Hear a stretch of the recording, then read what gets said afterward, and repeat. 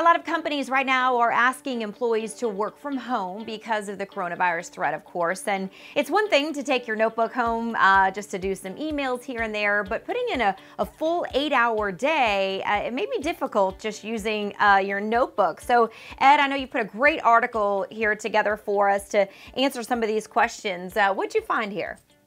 Well, probably the biggest way to increase your productivity when you're being asked to work from home is to supersize the components that you work with most. The display and you have a full-size keyboard and a full-size mouse. You can get a little bit done just on a notebook keyboard and a notebook display. You really get more done if you can use those full-size components.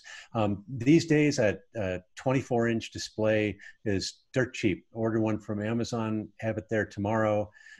And you can hook that up. And one of the easiest things you can do is what I call the dirt cheap do-it-yourself approach, which just involves getting a bunch of cables and connecting them to your notebook. Most notebooks, most older notebooks anyway, have some sort of HDMI out. So you might need to buy a little adapter along the way with it. Depending on the kind of USB ports that you have on the notebook, you might need to buy another adapter to increase those, because you'll need at least one USB-A port for a wired keyboard and another one for a full-size mouse. And when you do this approach, you're not going to get, all the most profound increase in specs. In fact, most of the time you're going to be limited to basically full high definition, 1920 by 1080. But for most people, that's a good enough way to get started. It doesn't cost a lot of money, and it gives you that extra productivity that you need.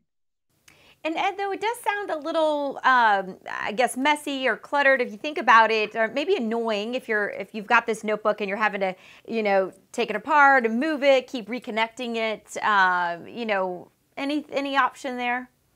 Well, sure, and because the other option, the other part about there that's also messy and cluttered is that you have to use the notebook's power supply for that, and so that adds to the clutter, and it adds to if you want to pick it up and take somewhere, you've got to disconnect 5 cables and maybe reach under the desk and unplug that power supply. So the alternative to that is to use a dedicated dock. Now, most of the big laptop manufacturers have a selection of docking stations that are specifically made for their computers. And in the article, I have links to the desktop docks from HP, from Dell, from Lenovo, and from Microsoft. And in fact, I'm using Microsoft's Surface Dock on a Surface Book 2 for the conversation that we're having right now. And the advantage that those have is that they typically come with their own power supply. And basically you plug in the display, the keyboard and mouse. You might even get speakers, a wired network connection, all of that stuff.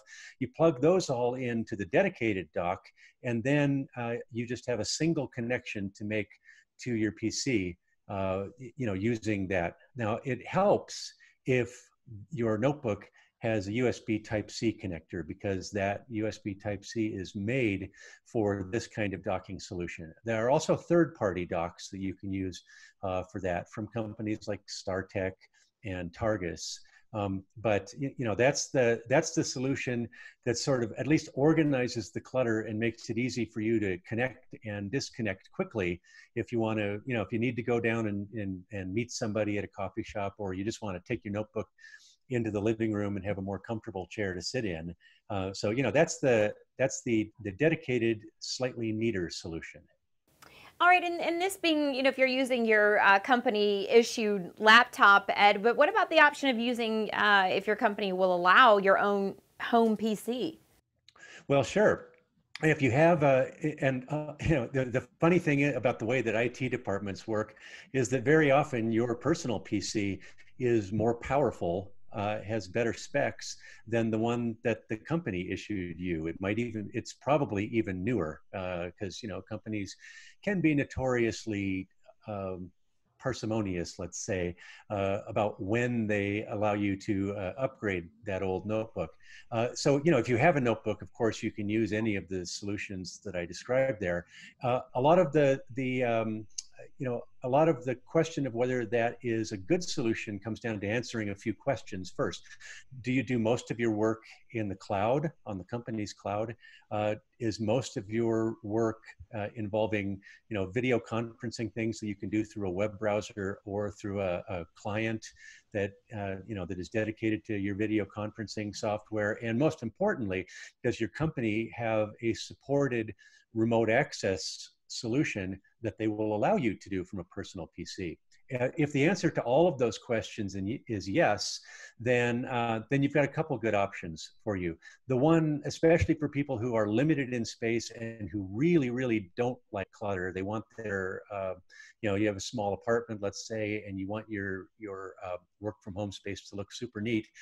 That's when you should have an all-in-one PC. And, I've found a few of those, gave people examples of what they can find, but there's lots out there. There's the HP Elite One, a 24-inch display, costs about $1,300, has a wireless keyboard and mouse. So when you're done, you can just tuck the keyboard and mouse away underneath the monitor, and there's only a single power cable that comes to it. So very neat and uncluttered. Lenovo has 27-inch models that range from $750 to $1,100, and you can get all-in-one units from Dell and Microsoft as well. The Microsoft one's a little expensive.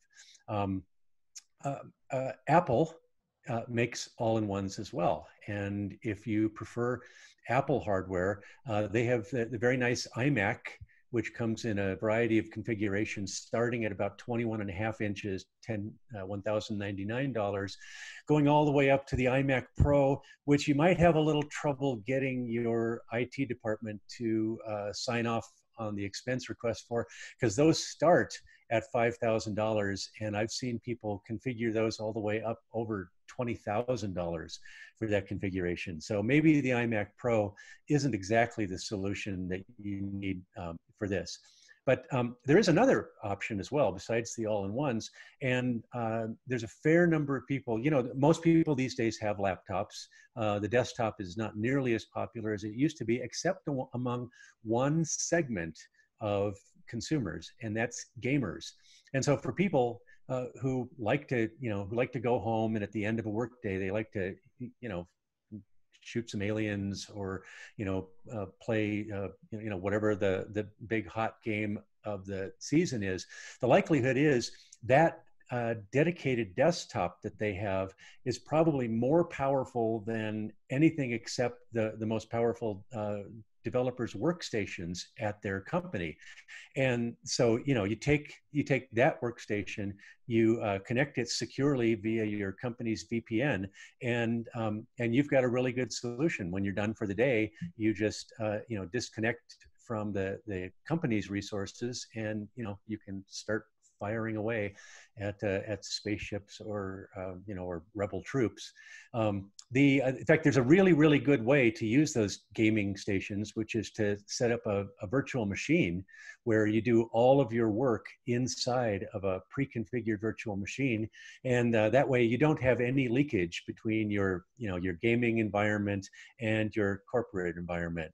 So that's for a lot of people who already have that dedicated desktop set up, it's a great solution, and you can turn it into a work from home environment as long as your IT department will cooperate. And that pretty much summarizes all the different options that people have for turning a little cramped notebook into a more productive work from home environment. Yeah, and so really, as we mentioned at the beginning, important information right now as more and more people are working from home, Ed, with the threat of the coronavirus. So we certainly appreciate you putting this together for us. And for much more tips on working from home and Ed's full article, make sure you check that out on ZDNet.